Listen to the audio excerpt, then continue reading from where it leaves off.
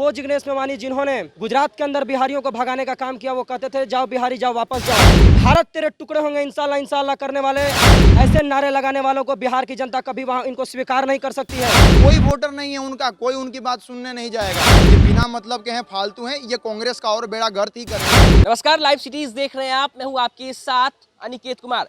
बिहार में 2 सीटों पर उपचुनाव होने हैं, तारापुर और कुशेश्वर स्थान, जिसको लेकर कांग्रेस ने जिग्नेश मेवानी और कन्हैया कुमार को स्टार प्रचारक के रूप में 22 तारीख को बिहार में भेजने का प्लान किया है। और 22 तारीख को कन्हैया कुमार और जिग्नेश मेवानी बिहार आ रहे हैं। ऐसे में पटना यूनिवर्सिटी के छात्र हैं, हम इनसे जानेंगे कि ये लोग कितना समर्थन करेंगे कन्हैया कुमार को और कितना बदलाव आएगा उनके बिहार में प्रचार करने आने से, और इससे एनडीए को कितना फर्क पड़ेगा, बिहार की राजनीति में कितना भूचाल आएगा जब कन्हैया और जिग्नेश मेवानी पहुंचेंगे बिहार। देखिए, कोई भूचाल और कोई तूफान आने वाला नहीं है। ये बिहार की भूमि है, ये सब कुछ जानती है। जिस प्रकार से 9 फरवरी 2016 की घटना है, भारत तेरे टुकड़े होंगे इंशाल्लाह इंशाल्लाह करने वाला ग्रुप आज बिहार के अंदर जब आया 2019 चुनाव लड़ने के लिए, तो बिहार के बेगूसराय लोकसभा सीट की जनता ने इस बात को साबित कर दिया 5.5 लाख वोटों से हरा करके कि आपका स्थान क्या है। दूसरी तरफ जिग्नेश मेवानी आ रहा है, वो जिग्नेश मेवानी जिन्होंने गुजरात के अंदर बिहारियों को भगाने का काम किया। वो कहते थे जाओ बिहारी जाओ वापस जाओ, ऐसे नारे लगाने वालों को बिहार की जनता कभी वहाँ इनको स्वीकार नहीं कर सकती है। जिस प्रकार से कांग्रेस के लोगों ने उनको शामिल करा करके यह स्पष्ट कर दिया कि भारत तेरे टुकड़े होंगे इंशाल्लाह इंशाल्लाह करने वाले इस आंदोलन के पीछे किनका हाथ था शुरू से। और यहाँ पटना विश्वविद्यालय का एक छात्र इस बात को पहले से जान रहा था कि ये प्रायोजित घटनाएं हैं, कि वो ये कोई एक कन्हैया कुमार ने नहीं किया था, पूरी की पूरी कांग्रेस और ये एंटी नेशनलिस्ट लोग थे। और इस बात को साबित हो चुका है जब से कन्हैया कुमार उसमें शामिल हुए। रहा बात उनके बिहार आकर के प्रचार करने से, मैं इस बात को बिल्कुल स्पष्ट कर दूं कि आने वाली जो 2 विधानसभा सीटों पर चुनाव है, वही हश्र होगा जो बेगूसराय में इन लोगों का हुआ था। और आप याद कीजिए, ये बिहार की भूमि है, बताने की आवश्यकता नहीं। यहाँ का एक वोटर इतना समझदार है, उसको ज़्यादा समझाने की जरूरत नहीं है। वो जानता है कि भारत के साथ रहना है या भारत के विरोध में खड़ा रहना है।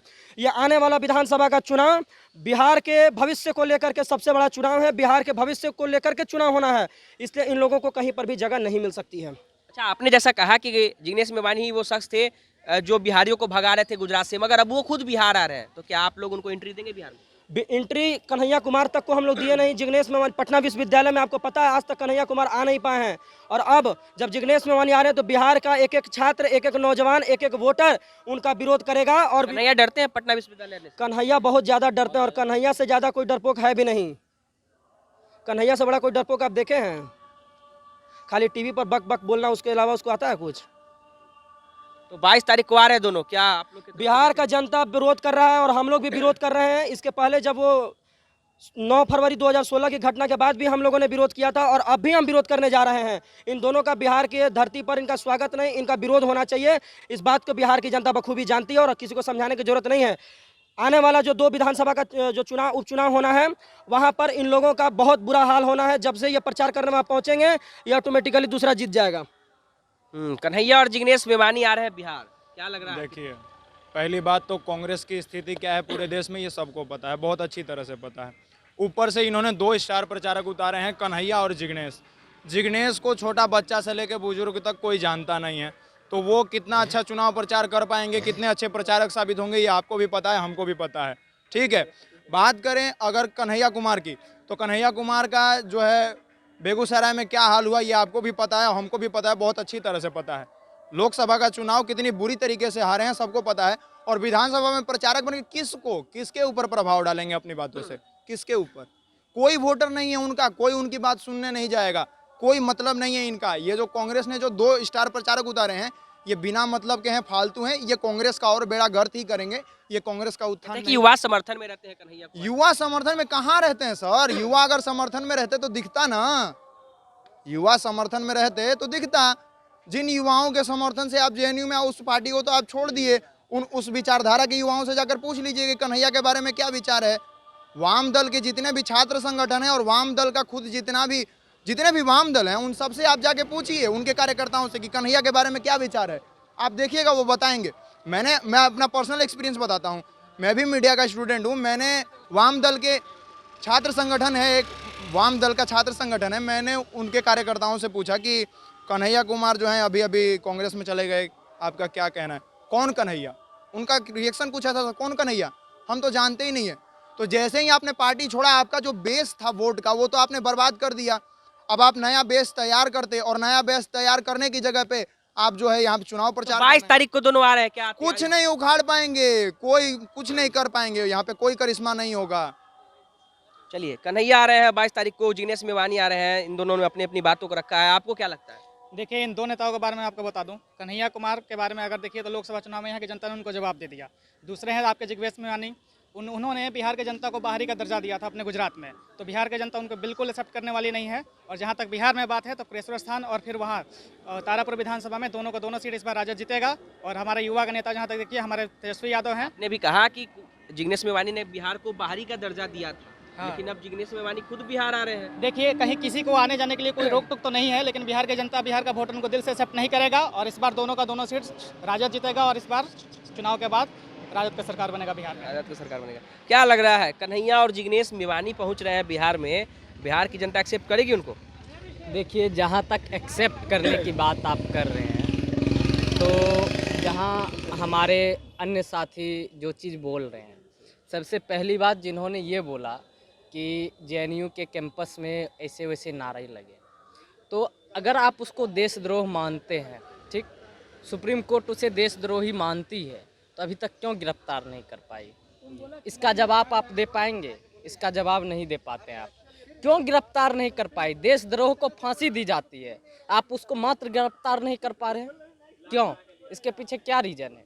या तो आप मिले हुए हैं उसके साथ कि आप उसका यूज करके अपना चुनाव प्रचार करवाते हैं, आप बीजेपी करवाती है आप विपक्ष में उसको खड़ा करके चुनाव प्रचार करवाती है, सत्ता पक्ष करवाती है। सत्ता पक्ष करवाती है।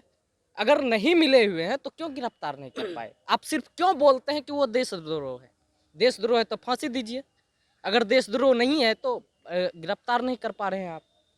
दूसरी बात कि जो भी ये बात बोल रहे हैं कि ये कश्मीर में ऐसी घटनाएं हो रही है, कश्मीर में ये सच बात है, घटनाएं हो रही है। आपके पास जब भी विकास के नाम पे कोई सवाल पूछा जाता है तो आप दो चीज़ सामने लाते हैं, एक धर्म, एक आर्मी को, एक सेना को।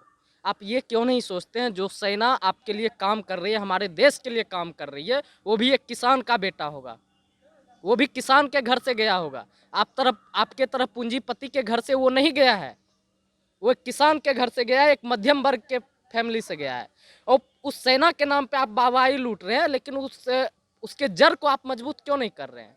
क्यों? देश की जो जनता है, हमारा देश भारत जो है, वो 80% कृषि पे निर्भर करता है, और आप कृषि को इतना नीचे क्यों धकेलना चाह रहे हैं? और जहाँ तक बात है उनके आने की स्वागत करने की, कांग्रेस दो नेता को भेज रही है बिहार, क्योंकि एक नेता बिहार से हैं, दूसरे नेता के बारे में आप बोल रहे हैं कि गुजरात में उन्होंने बिहारी को बाहर किया, तो आप गुजरात में बिहारी को बाहर किया तो उसको भी आप बिहार में मत घुसने दीजिए, पहली बात।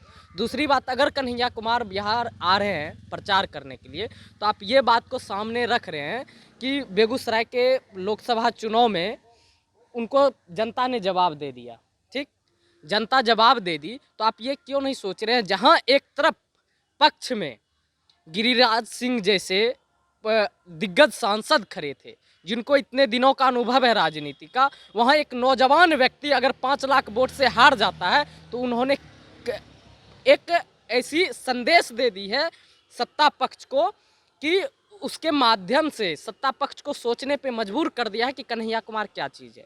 मैं कन्हैया कुमार के समर्थन में नहीं हूँ, या सत्ता के समर्थन में नहीं हूँ, या सत्ता के विरोध में भी नहीं हूँ। उसके मैं नीतियों का विरोध करता हूँ, उसके कार्यों का विरोध करता हूँ, जो वो कार्य कर रही हैं उसका विरोध करता हूँ, कन्हैया कुमार। और दूसरी बात, एक साथी ने कहा कि जब भी हम लेफ्ट के संगठन से पूछते हैं तो उनका जवाब होता कौन कन्हैया कुमार। आप लेफ्ट के संगठन की विचारधारा को देखिए, लेफ्ट की संगठन आइडेंटिटी पॉलिटिक्स को नहीं मानती है, लेकिन कन्हैया कुमार जब से जेएनयू में चुनाव जीते, जेएनयू का चुनाव लड़े अध्यक्ष पद का, तब से वो अपना चेहरा चमकाने में लगे हुए थे। तो आप किस तरह से आप लेफ्ट के विचारधारा को मान रहे? वो लेफ्ट कभी था ही नहीं, सिर्फ आप उसका एक नाम ढो रहे थे, बाकी और कुछ नहीं है।